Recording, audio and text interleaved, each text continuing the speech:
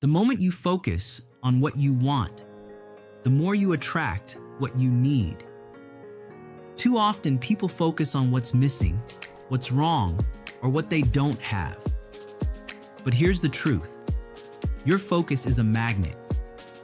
When you set your mind on your desires, you align yourself with the opportunities, resources, and people you need to make them happen.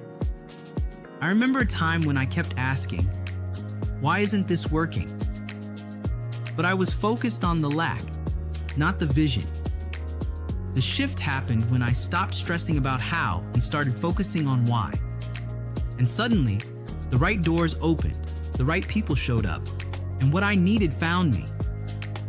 Energy flows where focus goes. Focus on what you want.